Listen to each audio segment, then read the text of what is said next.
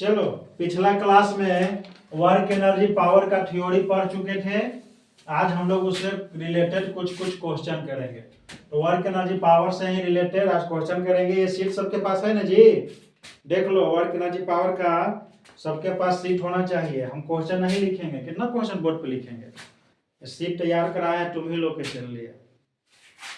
हम क्वेश्चन पढ़ देंगे, एक का क्वेश्चन उसका डाटा लिख देंगे, और बाकी तुम लोग देखना, जो बना होगा उसको ठीक है फिर से देख लो, और जिसको नहीं बना होगा और देखो ध्यान से, यहाँ पढ़ो का कॉन्सेप्ट लग रहा है, का फार्मूला लग रहा है, का लग रहा है, उसको ध्यान से देखने का प्रयास करो। चलो देखो, पहला क्वेश्चन नंबर ध्यान से देखो। कह रहा है find the mass of the body which has 5 joule of kinetic energy. देखो यहाँ एक वर्ड आ गया काइनेटिक एनर्जी, पढ़ाया था ना, while moving at a speed of 2 metre प्रति सेकेंड। इसका क्वेश्चन ना लिखेंगे, जो डाटा है वो लिख दे रहे हैं। देखो कह रहा है find the mass of the body which has 5 joule of kinetic energy. तुमको काइनेटिक एनर्जी दिया है कितना? 5 joule, 5 joule. Moving speed of 2 metre प्रति सेकेंड, यानी वेलोसिटी दे दिया है कितना? 2 मीटर प्रति सेकेंड। तुमसे निकालने के लिए क्या बोल रहा है? एम यानी कि मास। निकाल दोगे? फार्मूला लगा दो। देखो काइनेटिक एनर्जी होता है half M V square. Kinetic energy तुमको दिया है 5 joule is equal to half M, तो निकालना है। अब भी दिया है 2 मीटर प्रति सेकेंड, यानी 2 का square. 5 is equal to half M, 2 के स्क्वायर कितना होगा? 2 के स्क्वायर भी ना पता है 4। देखो यहाँ 2 2 जा 4, तो 5 बराबर हो जाएगा 2m। बोलो रे, m बराबर क्या हो जाएगा? 5/2। 5/2 कितना? तो हमें बताया पड़ेगा 2.5। कितना? 2.5, 2.5 kg। सब एसआई में है तो भी क्या हो जाएगा? एसआई आया है। जिसका जिसका 2.5 kg आया होगा वो टिक करो, और जिसका ना आया होगा वो यहाँ से देख के उतारो। ठीक है? किन्हीं को कोई डाउट है? डाउट है तो पूछ लो। अभी समय का डाउट रहेगा, वह समय डाउट है तो कुछ ही पढ़ेगा, आगे चल के और आगे दिखते होगा। चलो हो गया। अब आते हैं सेकंड क्वेश्चन पे। देखो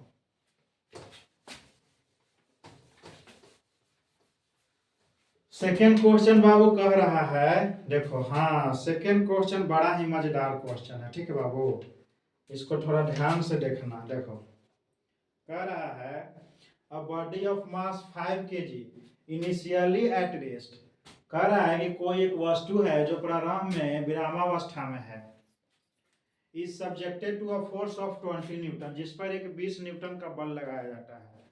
What is kinetic energy acquired by the body at the end of 10 second. कह रहा है कि 10 सेकेंड के अंत में कितना गतिज ऊर्जा की आवश्यकता हो। देखो जो डाटा दिया है वो हम तुमको लिख दे रहे हैं बाबू, क्या करोगे देखो ध्यान दो। मास तुम्हारा दे दिया है 5 kg, ध्यान देना। उसके बाद देखो फोर्स दिया है, फोर्स दिया है तो कुछ करवाएगा तुम लोगों से। फोर्स दिया है कितना? 20 न्यूटन का। ठीक है, डायरेक्ट डाटा ना देके घुमा दिया है। उसके बाद टाइम भी दिया है। देखो टाइम तुमको दिया है कितना? 10 सेकेंड। 10 सेकेंड तुमसे निकालना क्या है? Kinetic energy. इतना डाटा तेरे पास अवेलेबल है, इतना डाटा का यूज करके तुमको काइनेटिक एनर्जी निकालना है।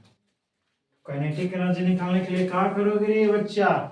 काइनेटिक एनर्जी निकालने के लिए तुमको चाहिए हाफ एम वी स्क्वायर, यानी मास और वेलोसिटी। तुम्हारे पास मास तो है लेकिन वेलोसिटी नहीं है, फोर्स है और टाइम है। ठीक है? ठीक है ना? है तो क्या दिक्कत है ना? निकाल लेंगे। चलो देखो, तुम लोग पढ़े होगे फोर्स से बराबर मास इनटू एक्सेलरेशन, इसीलिए नहीं दिया है तो काहे के लिए पढ़े हैं? इसी दिन दुनिया के लिए ना। देखो फोर्स बराबर होता है मास इनटू एक्सेलरेशन, लेकिन एक्सेलरेशन भी नहीं तुमको दिया है जी, एक्सेलरेशन भी नहीं दिया है। एक्सेलरेशन सबसे पहले निकाल लो। देखो एक्सेलरेशन निकालने के लिए क्या करोगे तुम लोग?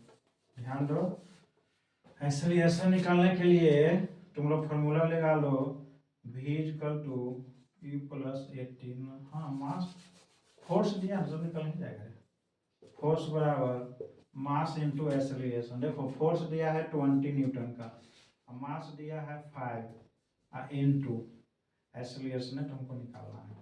तो यहाँ से एक्सेलरेशन आ जाएगा 20/5 यानी कि 4 मीटर प्रति सेकेंड स्क्वायर। मात्रक जरूर ध्यान देना, 4 मीटर प्रति सेकेंड स्क्वायर। अब ध्यान देना, एक बार एक्सेलरेशन निकल गया, लेकिन एक्सेलरेशन से हमको काम चलेगा नहीं, हमको आना है v पे। तो ये सब फार्मूला काहे के लिए पढ़ा था, v equal to u plus 18। देखो क्वेश्चन में आगे ही कह दिया है, a body of mass 5 kg initially at rest, यानी कि u तुम्हारा कितना हो जाएगा 0। तो यहाँ से v बराबर क्या हो जाएगा 80। अब v तो निकालना है, ये अभी निकाले 4 और टाइम दिया हुआ है 10 सेकेंड। तो v बराबर क्या हो जाएगा 40 मीटर प्रति सेकेंड। अब यहाँ से तुम लोग काइनेटिक एनर्जी निकाल सकते हो। काइनेटिक एनर्जी होता है हाफ mv स्क्वायर। देखो हाफ मास दिया होगा 5, भी अभी निकल के आया है देखो 40, तो 40 का स्क्वायर। अब देखो यहाँ भी सबके कैलकुलेशन में दिक्कत होगा तो कुछ नहीं करना, half into 5 into square at को ऐसे लिख सकते हो तुम लोग 40 इंटू 40। देखो ये 20 से कट जाएगा, ध्यान देना 20 पचे 100 और 100 गुने 40, 100 इंटू 40 यानी कितना हो जाएगा 4000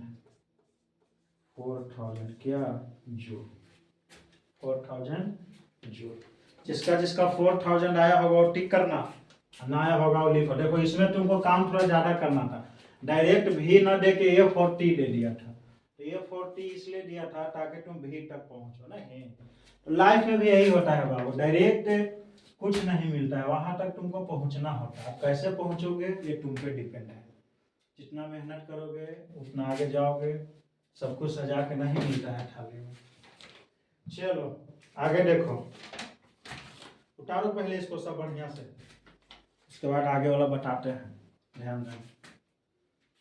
चलो हो गया, किसका किसका सही है जरा हाथ उठाओ, हम भी देखते हैं कि समझ में आ रहा। लगभग सही है। चलो आगे देखो, मजा आ रहा है ना जी, तब आगे करेगा एकदम मजा आएगा, ठीक है ना। चलो नेक्स्ट क्वेश्चन देखो, तुम लोगों को भी आ रहा था क्वेश्चन के भंडारे आ गया। कह रहा है an object of mass 15 kg is moving with uniform velocity, यहाँ एक वर्ड जोड़ दिया यूनिफॉर्म वेलोसिटी ऑफ 4 मीटर प्रति second. What is the kinetic energy possessed by the object. ठीक है बाबू, देखो क्या तीसरा क्वेश्चन हो जाएगा। ये तीसरा क्वेश्चन कर रहा है, कहाँ गया तीसरा जी, हाँ an object of mass 15 kg, यानी कि एम दे दिया है कितना 15 kg, मूविंग विथ वेलोसिटी दे दिया। तो इसमें क्या बनाना है रे, वेलोसिटी है 4 मीटर, एम दे दिया, भी दे दिया, काइनेटिक एनर्जी पूछ रहा है, तो इसमें क्या बनाना है। फॉर्मूला लगा दो, हाफ mv स्क्वायर, हाफ मास है 15, भी है 4 का स्क्वायर, 4 का स्क्वायर ना करे आएगा सबको देखना, 4 इंटू 4 होगा, ये हमें डाउट है सबके। देखो 2 बोलो, 15 2 जा 30 और 34 जा हो ना आएगा 120 जूल। जिसका आया होगा वो टिक करना, ना आया होगा जल्दी लिखो, अगला क्वेश्चन पे बढ़ेंगे। जिसको आया है वो टिक करो, और जिसको ना आया है उतारो, अगला क्वेश्चन पे बढ़ेंगे जल्दी। हो गया, चलो अच्छा बात है, हो गया तो अच्छी बात है। अगला क्वेश्चन पे चलते हैं हम लोग, ठीक है बाबू। चलो देखो चौथा क्वेश्चन, ध्यान दो, सब बनेगा, एक क्वेश्चन बनेगा, तुम लोग खाली पढ़ो तो ध्यान से सही, ठीक है। देखो कुछ हम कर रहे हैं, जो पढ़ा वही ना लगा रहे हैं। देखो कर रहा है, तुम लोग फुटबॉल खेले हो रे, उसी से क्वेश्चन है। देखो करीब करीब सब खेलता, अब तो फुटबॉल कम, सब क्रिकेट ज्यादा खेलता है ना जी। हाँ, फुटबॉल में क्रिकेट यूज का बहुत यूज है। जब 11th क्लास में जाओगे ना तो वहाँ एक एस.सी. वर्मा का बुक है, उसमें बहुत सारा फुटबॉल क्रिकेट बंडर इस सब से रिलेटेड क्वेश्चन। देखो कह रहा है a player kicks a ball of mass 250 gram at the centre of a field. कह रहा है the ball leaves his foot with a speed of 10 metre प्रति second, find the work done by the player on the ball. ठीक है, कुछ बात पहले पढ़ रहा था नहीं ना, फिर से पढ़। अ player kicks a ball of mass 250 gram at the centre of a field. कह रहा है कि कोई एक खिलाड़ी है जो 250 ग्राम के बॉल को फील्ड के मध्य से अपने पैर से मार रहा है। The ball leaves his foot with a speed of 10 metre प्रति सेकेंड। जैसे कोई खिलाड़ी है गेंदा को ऐसे बीच में डांस से ऐसे मार रहा है नहीं तो गेंदा उछलेगा। Find the work done by the player on the ball. कह रहा है कि खिलाड़ी के द्वारा गेंदा पर किया गया कार्य निकालो। इसमें क्या निकालना है देखो। हाँ थोड़ा फंसा दिया है तुम लोग को। एम बराबर यहाँ केजी में न देके ग्राम में दे दिया है ना जी। एम दे दिया है 250 ग्राम तो क्या हो गया, 250 ग्राम को केजी में बदल लो। अब इसमें कौन बड़ा बात हो गया नहीं। अब स्पीड दे ही दिया है, भी दे ही दिया है 10 मीटर प्रति सेकेंड। अब ये करो ना कोई के बदले आएगा, बोलो रे के केजी होगा रे। चौथा क्वेश्चन नहीं होगा। 250 ग्राम को केजी में बदलो। अब यहो बदलना आएगा तो हम क्या करें बोलो। यहो बदल रहे हम हैं। अच्छा ठीक, ग्राम को केजी में बदलने के लिए क्या करते हो तुम लोग, 1000 से भाग देते हो नहीं। भाग दो, इतना आसान है यार। अब इसमें भी तुम लोग कंफ्यूज करता है। अब इसमें हम ही भाग दें तब हमरे से करवाओ। 1 0 से 1 0 उड़ेगा बाबू, आप 25 चौका 100 यानी कितना आ जाएगा 1/4। अब 1/4 को कितना लिखोगे 0.25 होगा। तो कहाँ सबको दिक्कत आ रहा था देखो। हमको आ गया एम आ गया भी आ गया। चलो तो लगा दो काइनेटिक एनर्जी हाफ एम भी स्क्वायर। खाली फॉर्मूले तो निकालना है। मास है, मास देखो आ गया 0.25 इंटू भी है 10 तो 10 के स्क्वायर। अब 10 के स्क्वायर ना आएगा सबके ना आएगा तो स्क्वायर पढ़ाए हैं ठीक ना, जाकर कॉपी पलट के देख लेना। यूनिट दीजिए 1 अंक का 2 अंक का सबका स्क्वायर पढ़ा दिए, देख लेना जाके। इसको लिख सकते हो 10 इंटू 10। बोलो रे चला बोलो। अब क्या करें तुम ही लोग बेटा, अब इसको ना कर लोगे तुम लोग। Yes sir. 5 से इसको काटो, अब जो आएगा सो आएगा, ध्यान देना तुम। अब कुछ दिक्कत ना है कुछ। ये 1 और 10 है तो यहाँ 2.5 आ जाएगा। 2.5 में 5 से गुना करना, जो आएगा से आएगा। देखो अब इसको आगे हम ही कर दें, तो 10 से गुना करना है तो आ जाएगा 2.5 इंटू 5। 2.5 इंटू 5 ना सब करे आएगा। हाँ सही बोला, कितना 12.5 कौची 12.5 जूल। दिक्कत हो रहा है ना। चलो इसी तरह से दिक्कत नहीं होगा। चलो नेक्स्ट क्वेश्चन देखो, क्या क्वेश्चन होगा पांचवा क्वेश्चन कह रहा है, तनी पढ़ो तो तुम ही लोग एक बार क्या कह रहा है ध्यान से तनी देखो। हाँ ये क्वेश्चन थोड़ा है मजेदार। देखो कह रहा है two bodies of equal masses move with uniform velocity v and 3v। कह रहा है कि कोई दो को ऑब्जेक्ट है बाबू जो एक यूनिफॉर्म वेलोसिटी v और 3v से चल रहा है। Find the ratio of their kinetic energy. यहाँ काइनेटिक एनर्जी ना देके सीधे रेशियो पूछ रहा है, तो क्या है इसमें भी क्या दिक्कत है। टू बॉडीज ऑफ इक्वल मास, देखो इक्वल मास कह रहा है तो मान लो कि एगो बॉडी ई है एगो बॉडी ई है, दोनों के मास सेम है तो दोनों को mm लिख दे रहे हैं। विथ यूनिफॉर्म v और 3v, मान लो कि ये इसका मास m है, ये v से जा रहा है और ये कितना से जा रहा है 3v से जा रहा है। क्या हो गया जितना से जाओ। फिर कह रहा है find the ratio of their kinetic energy. तो ये बॉडी अगर 1, इसको बॉडी अगर 1 मान रहे हो तो ये बॉडी 2 है, ठीक है ना बाबू। चलो तो पहले काइनेटिक एनर्जी ऑफ बॉडी 1 लिख लो। काइनेटिक एनर्जी ऑफ बॉडी 1, देखो बॉडी 1 है, इसका काइनेटिक एनर्जी क्या हो जाएगा, हाफ mv²। के ई 1 कर दें, के ई 1 मतलब समझना kinetic energy of body first, के ई 1 हो जाएगा कुछ हाफ mv²। उसी तरह से kinetic energy of body 2, kinetic energy of body 2 कितना हो जाएगा रे बच्चा, बोलो जल्दी। हाफ, इसका एम तो सेम ही है, लेकिन भी इसका देखो 3 भी है, तो ये हो जाएगा 3v²। यानी कि काइनेटिक एनर्जी 2 जो तुम्हारा होगा वो होगा हाफ m, 3v² कितना हो जाएगा 9v²। हम लोग कितना नहीं, इसका रेशियो निकालना था, यानी ke1 डिवाइडेड बाई ke2, यही रेशियो ना होता है। ke1 मेरा कितना आ गया है हाफ mv², ke2 मेरा कितना आ गया है हाफ m 9v²। देखो हाफ से हाफ खत्म, m से m खत्म, अब v² से v² खत्म, ठीक है। तो ऊपर 1 बच गया, यानी कि kinetic energy 1 ratio kinetic energy 2, तो कितना आ गया 1:9, 1:9। सब जल्दी लिखो, जिसका 1:9 आया होगा वो सबका ठीक है, और जिसका ना आया होगा वो सब लिखो। उतारो इसको जल्दी से।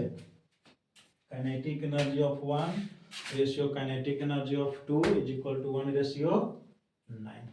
अब यहाँ एक पॉइंट नोट करके लिख लो, देखो काइनेटिक एनर्जी जितना वेलोसिटी जितना से बढ़ रहा है उसका काइनेटिक एनर्जी स्क्वायर टाइम्स बढ़ रहा है। यहाँ भी था, हो गया 3v, लेकिन इसका काइनेटिक एनर्जी 19 यानी v² टाइम्स बढ़ता है। यहाँ ध्यान देने जो एक बात है, कहीं नोट करके एक पॉइंट लिख लेना कि देखो ध्यान दो, बता देते हैं इसको, नोट करके एक पॉइंट लिखना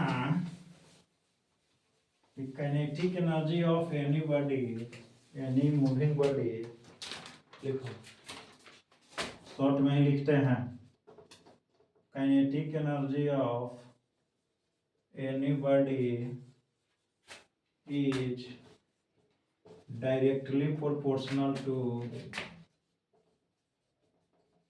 is directly proportional to its mass and a square of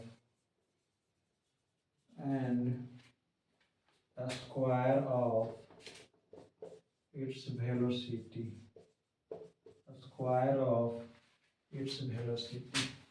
कह रहा है कि किसी वस्तु का काइनेटिक एनर्जी उसके मास का डायरेक्टली प्रोपोर्शनल होगा और उसका वेलोसिटी का स्क्वायर का डायरेक्टली प्रोपोर्शनल होगा। ये तो लैंग्वेज में लिख लिया, इसको अगर मैथमेटिकली लिखना हो तो कैसे लिखोगे, देखो काइनेटिक एनर्जी, इसको पर्सनालिटी का चिन्ह बोला जाता है बाबू, ध्यान देना। Kinetic energy directly proportional to mass and kinetic energy directly proportional to v²। Kinetic energy directly proportional to v²। दो चीज तुम लोग लिख लेना। अगर कोई कहे कि किसी वस्तु का वेलोसिटी 2 टाइम्स हो गया तो उसका काइनेटिक एनर्जी कितना टाइम्स हो जाएगा 4 टाइम्स। अगर कहे किसी वस्तु का स्पीड 6 टाइम्स बढ़ गया, कितना टाइम 6 टाइम्स, तो उसका काइनेटिक एनर्जी बढ़ेगा 36 टाइम्स, यानी उसका स्क्वायर टाइम्स, याद रखना, ठीक है। चलो इसको नोट करो, लिखो, बाकी का हम लोग नेक्स्ट क्लास में करेंगे।